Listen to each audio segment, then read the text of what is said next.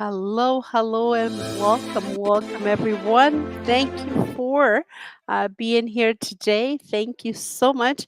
As some of you are aware, this is Canadian Thanksgiving, Everyone. and Thank you I am for so happy to being be here able to today. Thank you broadcast so today much. in As some of Toronto, Canada. Broadcast live to our guests all over the world. We do have a following over 40, 50. Let me just wanted to make sure that I do the correct amount. It's about 68 countries, not only in Canada, not only in the US, Europe, and also African countries, Australia. So, good morning to my Australia listeners and many other countries, not only English, we do have a lot of French followers speaking Spanish, Portuguese. The list goes on. Wherever there is an internet account or an internet services, we are broadcasting live throughout this beautiful world. And happy Thanksgiving to all of my brothers and sisters here in Canada. We're celebrating Thanksgiving. I know our American brothers and sisters do have another date, but this is us. We are here celebrating an incredible day to be thankful. Um, Not only of material things, but I always say we have to be thankful of things that are not material, like just to be able to breathe, be able to. Sometimes, we take it for granted that we have water. In this world, there's so many places that water is scarce, and we're privileged enough to say that we do have um, this ability to have this. One of the greatest thing is just water, and I know we take it for granted, a lot of us do. And so happy Thanksgiving again. um we have an incredible guest with us, and I don't want to take too much of your precious time, because this guest is a writer. I know we've been having a lot of writers coming, but today is not going to be the exception. We do have a writer. And let me give you a little bit of background before I bring him to the screen. He is great looking, and he does not mind to be on camera today. So we're speaking today to Mark Hanson. He is a retiree after more than 35 years of experience in high-tech industry. During those years, he has managed microwave weight hardware project, software project, and company department. He has a BA in physics and an MBA both at the University of Utah. He is married, and he and his wife, of 55 years, lived in South Jordan, Utah. They have granddaughters and three daughters, brother, and five grandchildren. My goodness, wow! I can't wait to the time that I become a grandmother. Hopefully, it will be at the right time, and yeah, I can't wait. Mark has started his career in 1974, and he was working for a company in Palo Alto in California. And also, by nature of most work, he worked in the government and government contracts. And I'm going to give you just a brief overview because his resume is pretty long, but I wanted to make sure that we read the part, because there's a lot of technology here. He's a project manager. He's done great things, but now he's writing novels, and that's what intrigues me. I wanted to make sure what happened from this to that, and we're gonna hear all about. So let's bring him on for us to meet him with a wonderful round of applause. just how we know how to do it here at the LizyT Show.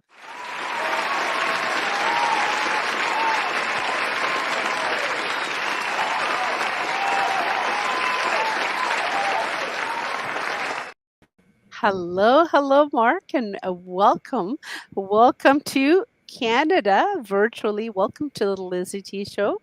How are you doing this afternoon? I'm doing fine. Thank you very much. Thank you for being here. Thank you for, I know that you are a writer. You do have a lot of things in your plate. But when I was reading your bio, I see a lot of, you're very technical. You're a project manager. You've worked in radio wave industry. You worked with the another side of the industry, and now I see you that you're writing novels. Was it writing part of your life? I mean, obviously you have to read a lot, and as a project manager, there's a lot of things that you have to dissect and write about. But tell us a little bit about the side of you becoming this novelist.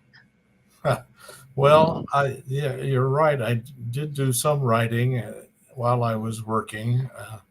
It was technical stuff, uh, but it was not until after I had retired that I just got to wondering if I could actually write a book. Uh, and so that's what started it all, is just wondering if I could do it. Right, right. So when you were a child, what would you did you journal? Did you present it to your teacher a book that you realize, hey, I do have a gift. I do have this. Not only I'm not that technical all the time. I do have that side of me that likes to write stories. Is it something like that, or you after being so technical for so many years, your resume shows that you were working in that industry for a long time, that you thought, I'm kind of tired of doing this, let me try to see if I could do something different, completely the opposite of what I used to do. Well, whatever writing I did in school Hmm. was nothing like Of writing a course. novel, uh, and it's it just was something after I was retired, Hmm. and I was thinking about experiences I had had and information that I knew that might be turned into an interesting novel, and I Right. decided, well, let's try it and see what and happens. And here we are, and here we are. Okay, so let's talk about the book. I mean, you have written this incredible book, and it's called The Silicon War. Now, a lot of people are Silicon Valley, Silicon. It's all a tribute to California, to that kind of lifestyle. Um, why the title? Question number one, and what inspire you to write a book like that? Well, the title is I think sort of a natural result of where I had lived and worked for many years in Silicon Valley, and it has that nickname because of the electronics industry that is there. Uh, that just seemed like a good title for the book. The book itself is inspired by newspaper articles that I read while we were there, and events reported in the news of attempts to steal technology. And so I just decided, well, how could I write a book about that that might be of interest? And everything in the book is made up. Okay. but the inspiration came from some newspaper articles saying these kinds of things were going on. Yeah. Right, right. Yeah, because a lot of people are going to say, well, you were in that industry, and is there any truth to any of what you're writing? And we just answer that question. It's all made up. But I can assume that some bits and pieces of what your experience was in Silicon Valley does kind of it takes your mind away and wants you to, you know, embellish, if I may say so, the story. And I guess I was gonna next question I was gonna ask you is in the story and your book. Is there anything truth? Probably, I assume that some things you got from your experiences working in Silicon Valley, but obviously you just said it's all um, made up. Um, Mark, I don't want to forget. That's one of the things that I always do. Where can people find your book? It is available, I believe, on Amazon. Amazon. Beautiful. So we wanted to make sure that our viewers do get the copy.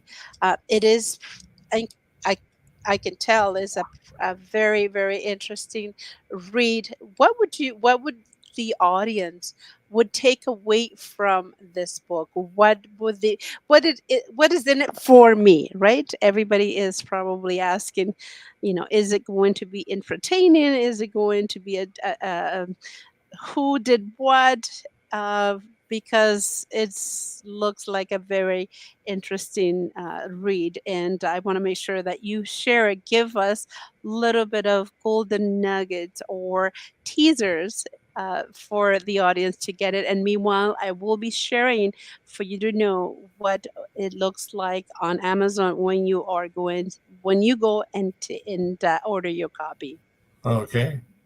I think that as I got thinking about it and entering into it, it occurred to me that there are a lot of spy novels around these days. And in many cases, probably most, um, the idea is almost, well, the heroes of the books are almost supernatural.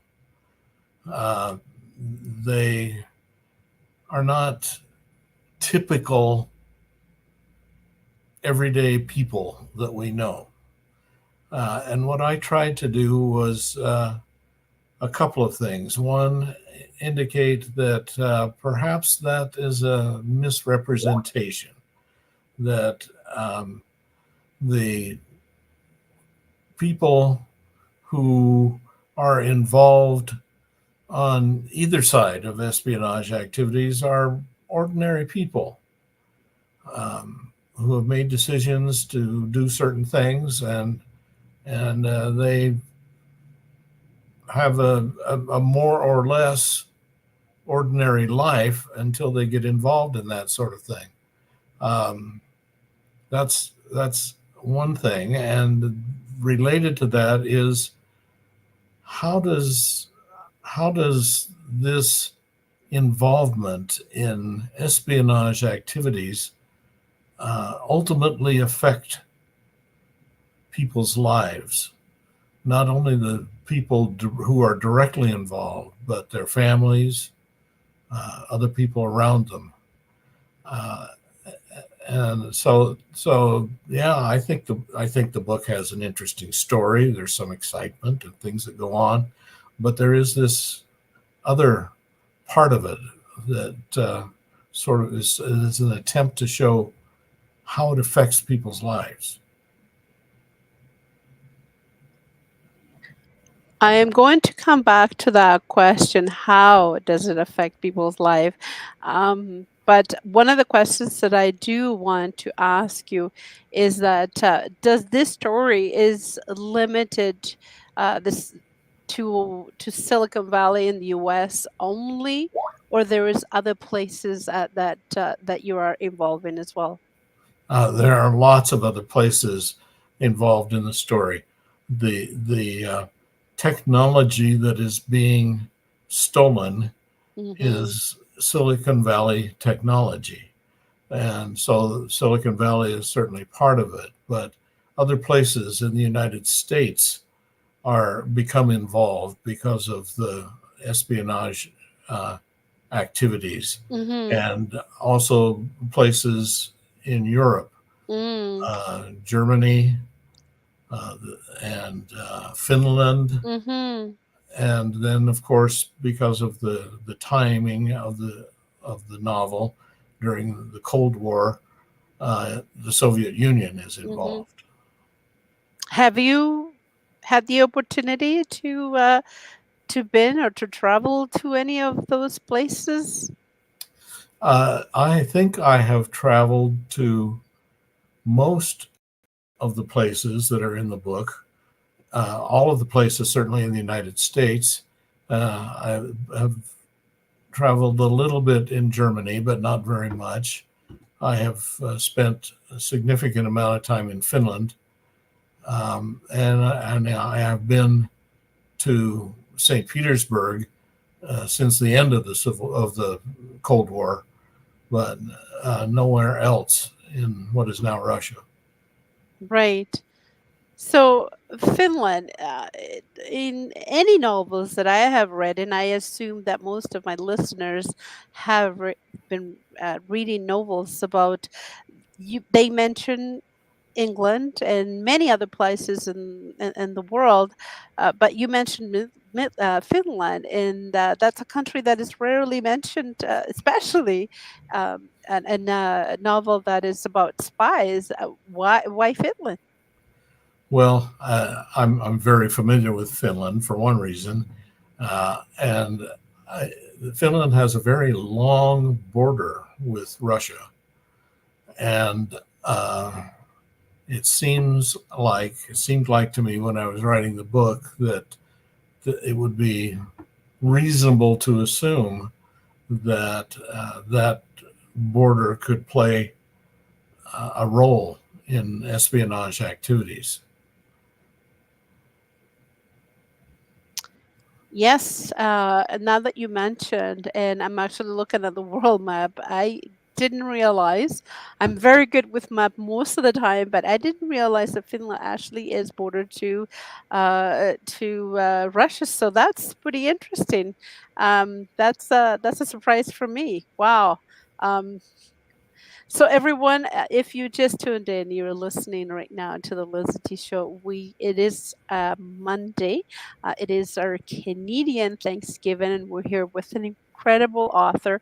I cannot believe that we are already episode 2911 times by. If you have come across on YouTube or on my website the Lizzie T show, Lizzie podcast. You can watch us live and comment. There is a ability for you to be able to leave a comment. And again, the book is right on the screen. It's called the Silicon War. It is found in Amazon, and it's a very very interesting read for you that love um, scientifics and spy and uh, all that good stuff is there for you to pick up your very very own copy. Remember, the holidays are just around the corner, and I know that you know someone that love to have in their hands a book or a copy like this.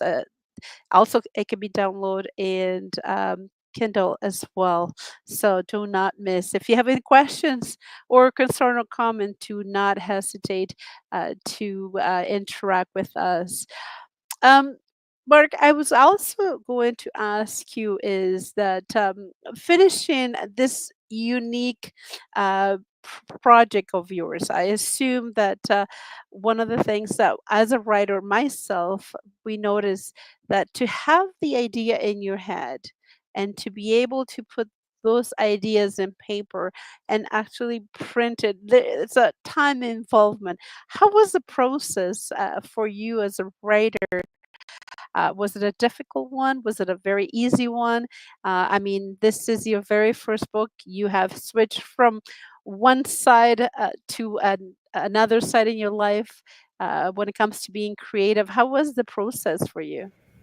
Well, I don't think it was particularly difficult that Right. way, but it did take some time, a lot of rewriting and rethinking things, and trying to put it all together in a sort of a logical and yet an interesting way. Of So course. that's but I don't I wouldn't say that it was difficult. Yes, yes. Oh, I'm glad. I hear here in the show I hear all the sizes. It was difficult, it was horrendous. I couldn't come up with the cover. My producer or my promoter and all that good stuff. So I guess there were both sides of the coin here. Now, do you speak Finnish at all?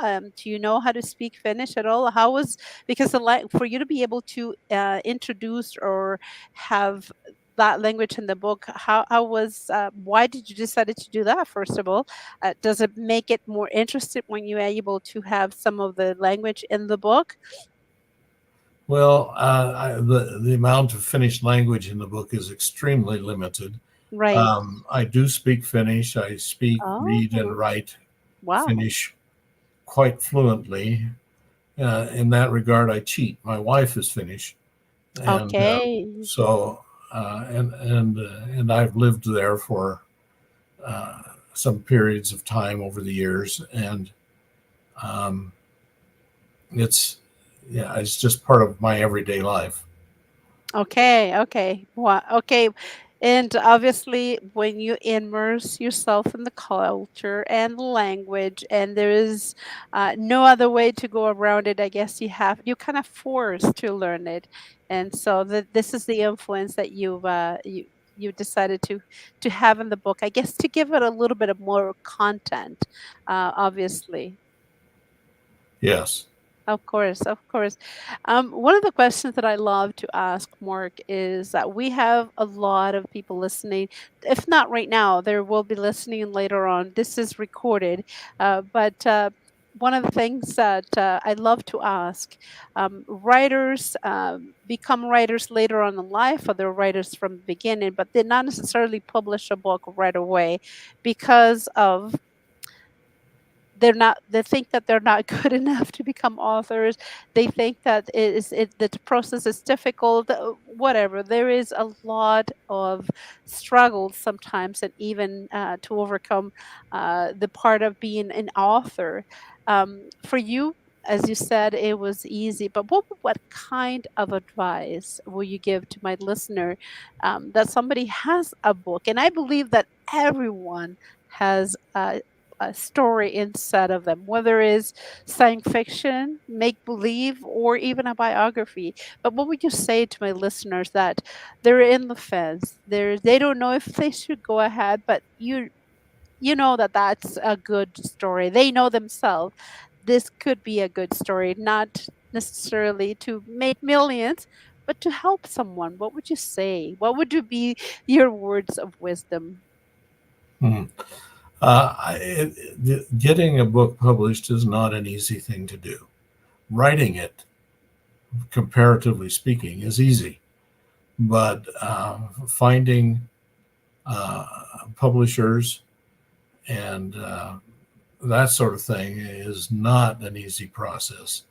It takes time and money to interest people in buying your book rights.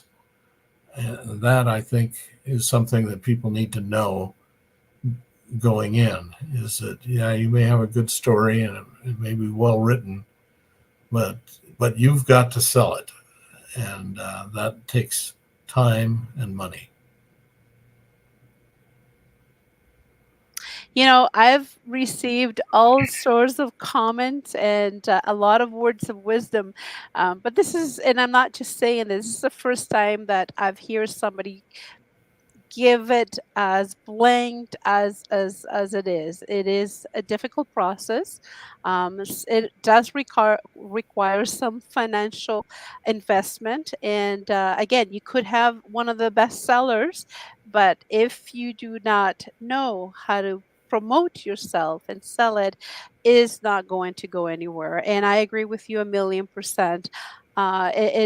It does take a lot of dedication, and if you're not that person to sell, maybe I guess hiring somebody to help you to accomplish that sales part of you, which is not there, then somebody else has to do it. Otherwise, that story is, it might die. It might just be a legacy for a family member, but that's really what's going to happen. I love it. Well, thank you so much for being blunt, and for letting my audience know that this is a hard process sometimes, not all the time. I want to go back to that question that you mentioned, that it will. You were saying that it will show the reality. It will how things go. What did you meant? What did you mean by that? Well, I think that when of course, I'm making this up because I'm not a criminal, but I suspect that in many cases, these activities are entered into by ordinary people who uh, don't think of it as being illegal, and they're just trying to make a little money for themselves, or they've gotten themselves into some financial problems and need a way out, and so they get kind of sucked into it, and that shows up in the book, where people find out that once they have started down the path, there's no way out. Okay. Okay, that's a big teaser. I like it. I love it. It's gonna get people intrigued to go ahead and purchase a copy.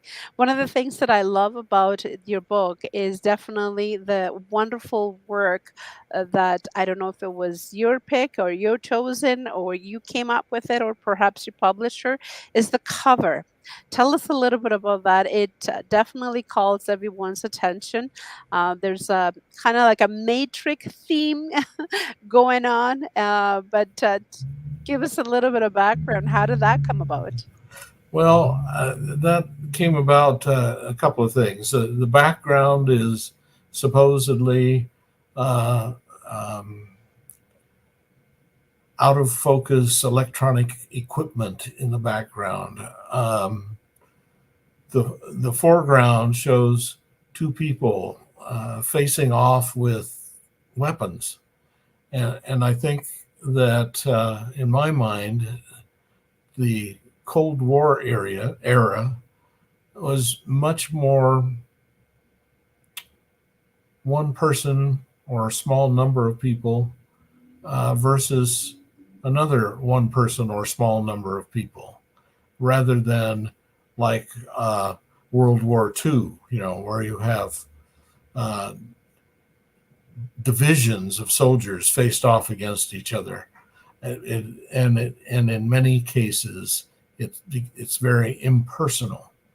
But I think in the case of espionage activities, it's not that impersonal. And was it your chosen, your picking? You came up with the idea, or that's something that your publisher suggested, and you decided that is it. This I, is it.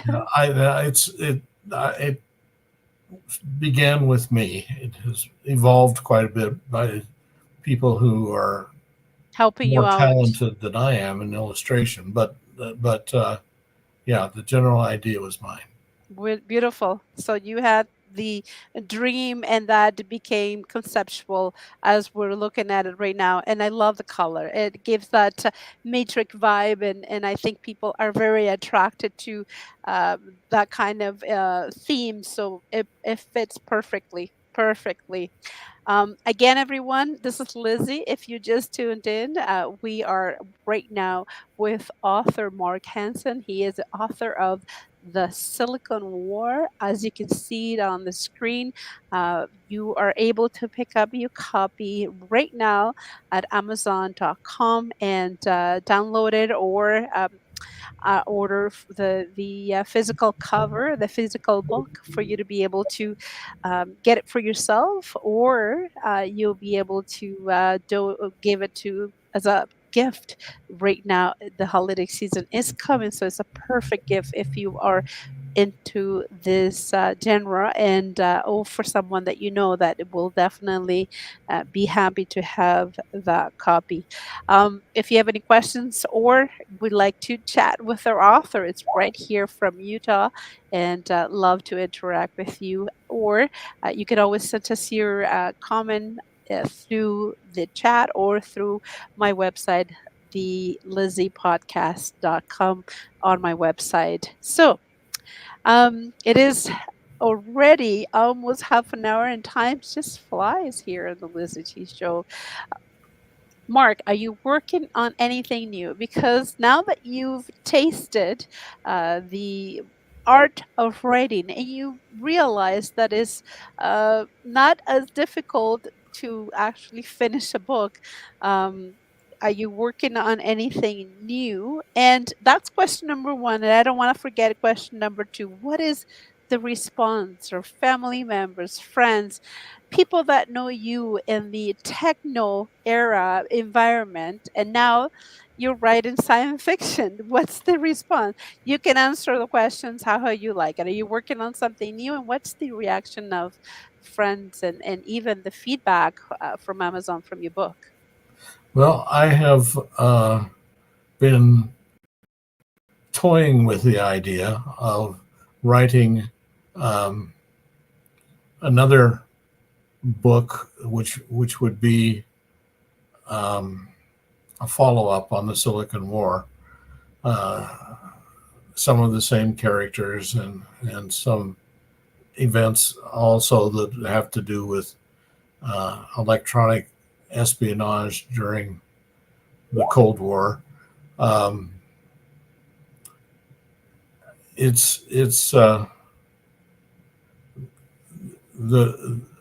response I've had from friends and family and people who know something about the industry has been fairly positive, I would say. Nice. Uh, Supportive, I assume. I haven't come out across to any authors so far. I lie, maybe couple, just because they have chosen difficult subject. But most of the time, family members and friends, and even the audience, leaving comments in Amazon. That is so beneficial. So don't forget, everyone, if you pick up your copy, do a review, which it's so beneficial. So I'm glad, Mark, that you're getting the good feedback from family and friends, and very supportive. And I assume that you probably will be ordering authors copy for yourself. This is especially in the holiday season. Are you? This is going to be the gift for the families and friends. yes, I already have some. Good for you. Good for you. This is, I've done the same. Take advantage of author copies on Amazon and just order. Christmas is coming around the corner, and this is a gift for everyone. So good for you. Good for you. Mark, I can't believe just, well, almost on 40 minutes, but it's been a delight, a pleasure having you here all the way from Utah, sharing your expertise, sharing your knowledge, your experience through this writing of the book, and give us a little bit golden nuggets and some teasers. But one of the things is, are you willing to give us half of it, the end of the story, or you prefer to leave that for the ride? Well, I will say that in the end, the good guys win. Yay! Uh, but the other part of the end is showing some of the not so pleasant effects. Oh, I like that. Now I'm curious.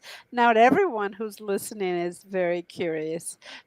I guess you do have to find out the end and pick up your own copy. And I'm glad too that you got the taste of what is like to write and to have something complete, something done. And it's same thing happened to me and to a lot of our authors. That once you got the taste, once you realize, hey, I can do this, and not only that, people like my writing. You go on to number two. So good for you. I can't wait for you to share with us also the sequel of the Silicon War number two, or I'm not sure if you're going to call it the same, but I appreciate you sharing that little extra with us, which and probably not everyone knows about it yet, but I appreciate you telling us. Any last word, my friend? It's been a real honor and a privilege to be in this interview, and I wish you all the best. Oh, thank you so much. And I wish you all the best. Thank you. Congratulations for this huge accomplishment, especially after being retired. A lot of people, once they retire, I don't know, they knew gardening and fixing around the house, some traveling, but you took it upon yourself to take into this endeavor and do something very productive with your life, just writing and sharing those incredible stories with others. And very proud of you. So, congratulations and for keep going and sharing your knowledge with others. So, thank you so much and have a wonderful afternoon. And we'll see you soon. Okay, thank you. Okay. Well, thank you everyone for being here. Here you have it. Episode incredible 2911. And we're here with a whole bunch of different authors. And today, as you can see, was not the exception. The copy you can get is right down here, is as you can see it on the screen. It's called The Silicon War and is on Amazon. Take advantage, get your copy. And again, if you would like to comment, ask us questions, you can always submit it through the LizyPodcast.com. Thank you again, everyone. Have an amazing day. Enjoy it. Again, happy Thanksgiving to all our Canadians, and we'll see you soon. Bye bye for now.